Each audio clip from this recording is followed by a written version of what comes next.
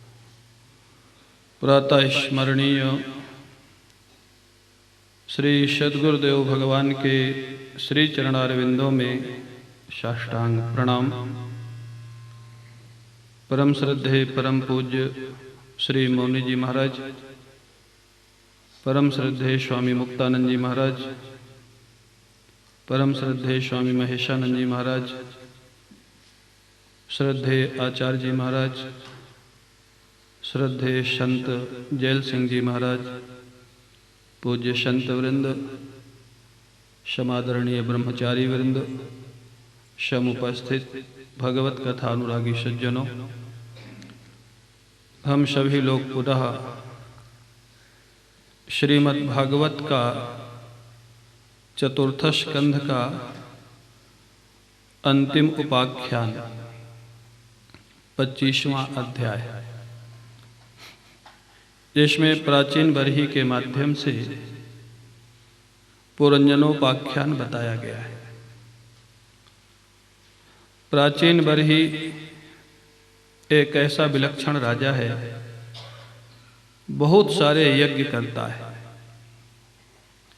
प्राचीन बरही उसका नाम इसलिए पड़ा था, उसके यज्ञ में कुश के जितने आसन थे, अगर वो बिछा दिए जाएं तो सारी पृथ्वी ढक जाए, इतने यज्ञ किए थे उसने। देवर्षि नारद ने देखा कि ये व्यक्ति धर्मात्मा तो बहुत है, लेकिन बिना विवेक के ये सारे कर्म करता जा रहा है, जिनका यथार्थ फल नहीं मिलेगा, क्योंकि उन यज्ञों में बलि भी होती थी, वो भी आगे वर्णन है। देवर्षि नारद वहां पहुंच जाते हैं और प्राचीन बरही से एक प्रश्न पूछ देते हैं, जो प्रश्न हमारे आपके सबके जीवन में उपयोगी है, जो नारद जी ने प्राचीन बरही से पूछा। नारद जी कहते हैं, श्रेयस्त्वं कतमत राजन कर्मणात्मनैहसे, दुःखहानिः सुखावाप्तिः श्रेयस्तन्नेह चेष्यते। राजन, इतने बड़े बड़े यज्ञ इत्यादि जो तुम कर रहे हो, क्या तुमको ये मालूम पड़ता है कि इन यज्ञों से तुम्हारा कल्याण हो जाएगा? और कल्याण का स्वरूप जानते हो क्या है? दुख हानि सुखावाप्ति, संपूर्ण दुखों की आत्यंतिक निवृत्ति और परमानंद की अनुभूति। क्या तुमको इन यज्ञों से हो रही है? क्या तुम्हारे दुखों का अंत होता जा रहा है और आनंद की अनुभूति होती जा रही है? ये प्रश्न देवर्षि नारद ने पूछा तो प्राचीन बरही तो चौंक गया, देखने लग गया। ऐसा विलक्षण प्रश्न था। ये प्रश्न आपके हमारे लिए सबके लिए उपयोगी है। अगर हमसे ही कोई पूछ दे, आपसे पूछ दे कि आप जो भी कर रहे हो, महात्मा हो, गृहस्थ हो, कोई भी काम कर रहा हो, ये प्रश्न सबके ऊपर लागू होता है कि जो भी काम हम कर रहे हैं उससे हमारे जीवन की सुख शांति बढ़ रही है या सुख शांति कम हो रही है। अगर हमारे जीवन की सुख शांति बढ़ रही है, दुख कम हो रहे हैं, अज्ञान कम हो रहा है, निवृत्त होता जा रहा है, तो रास्ता ठीक है।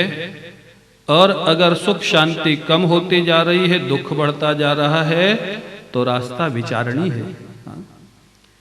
ये प्रश्न जब देवर्षि नारद ने पूछा तो प्राचीन बरही तो चौंक गया। बोले, इसका जवाब तो मैं तब दूं जब कभी ये मेरे मन में प्रश्न आया। ये प्रश्न ही कभी नहीं आया, और यही दशा प्रायः सभी लोगों की है। लगे हुए हैं, काम करते जा रहे हैं भेड़ चाल में, जैसे भाई सब करते हैं ऐसे हम भी कर रहे हैं। परिणाम क्या होगा या परिणाम कुछ आ रहा है कि नहीं आ रहा है, ये विचार ही नहीं करते हैं, किए जा रहे। सब ऐसे करते हैं, हम भी कर रहे। अरे भाई, सब ऐसे करते, तुम भी वही कर रहे हो, तो भेड़ में और आप में फर्क क्या हुआ? इसी को तो भेड़ बोलते हैं ना, भेड़ चाल। एक भेड़ कुएं में गिर जाए तो दूसरी विचार नहीं करेगी कि इधर जाना है कि नहीं, वो भी जाके गिर जाएगी।